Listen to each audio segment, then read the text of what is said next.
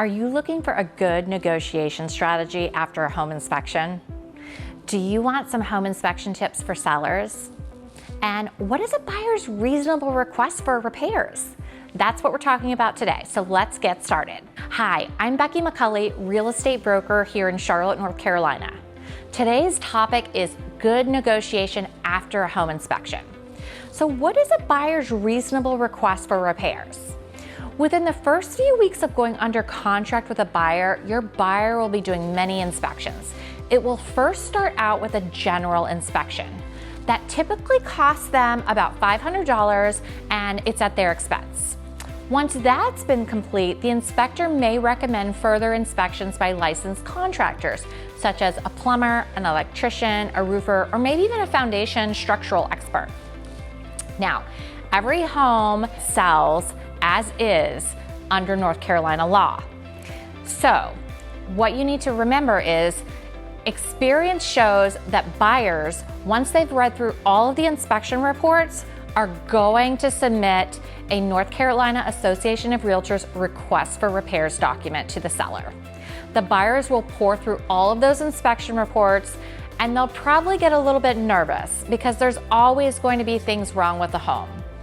That's where their agent comes in to guide them, to keep them calm and have them look at the big picture. But sometimes I will get a lengthy request for repairs, typically from an agent that has little control over their buyer client, or the agent just doesn't have the experience to negotiate repairs.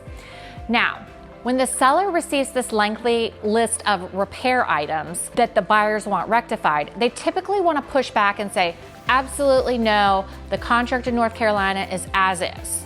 And that could make the entire transaction implode. Now, I've received many buyers' requests for repairs that, I thought were a little unreasonable. And that gives me an opportunity to use my negotiating skills to help my sellers.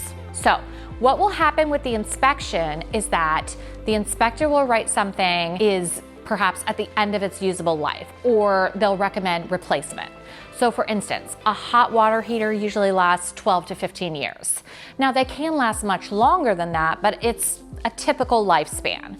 So the inspector would write at the end of its usable lifespan, and then the buyer's gonna think, I want a brand new hot water heater. So buyer's agents should explain to their buyers that when something is working correctly, they should not be asking for it to be replaced. And they certainly shouldn't ask for the seller to upgrade items that are still in perfectly good working condition. Buyers should also not ask for abatements. So that means things like a popcorn ceiling or the ductwork for the furnace. And sometimes there's even tile that may have asbestos in it. So those are things that if they're not disturbed, it's not a health and safety issue. But sometimes buyers get scared and they're gonna ask for things to be abated that don't need to be taken care of. And that's where we have to negotiate and explain to them. Also, the buyer should not be asking for cosmetic changes such as paint or flooring. Unless the carpet or the flooring's in really, really poor condition, then it may be reasonable to ask for a credit towards some new flooring. Focus on the larger, more costly things that are usually also tied in with safety and health issues. Buyers should be focusing on primary systems such as the heating and air conditioning, plumbing, electrical, the foundation, and the roof. All of those things should be in relatively good operating condition. If the air conditioner is old but still working, the seller's not going to buy you a new one.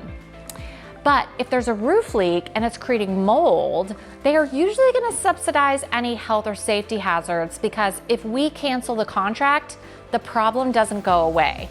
They are then going to have to disclose those things if it rises to the level of a material fact. So it usually makes sense for people to make this work with a buyer. But if somebody submits like a 125-point punch list of knick-knack items like outlets in the kitchen just really isn't as easy for a seller to emotionally navigate when they're leaving this home where maybe they've raised their kids and now you're telling them that all of these things need to be fixed. So when you just say something like, hey look, the roof's leaking, the sewer line needs to be replaced, and the chimney is not safe to burn fire. Those types of things are just easier and stronger negotiations because the seller also would not want to buy a home like that. So when a buyer submits a lengthy request for repair, it could end up with a very unhappy seller and the whole transaction could implode.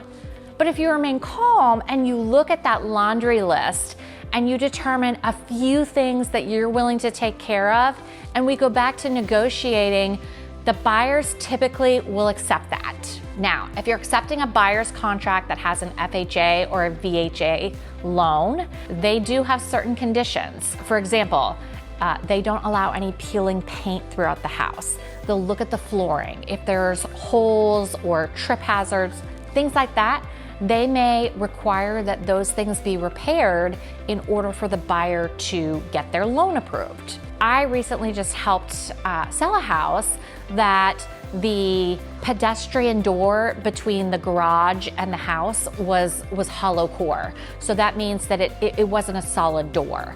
And we had to replace that door and make it a solid door. And the reason is that's a fire hazard. So you want to have a solid door to keep a fire from coming in from the garage into the house. Now, the appraisers may also ask for screens to be repaired if there are holes in them. With cash or conventional loans, these typically aren't appraisal conditions that exist. So you should really sit down with your agent when you're looking at offers and have a clear understanding that there are going to be some expenses to prepare the house properly for that appraisal if you accept an FHA or VHA loan.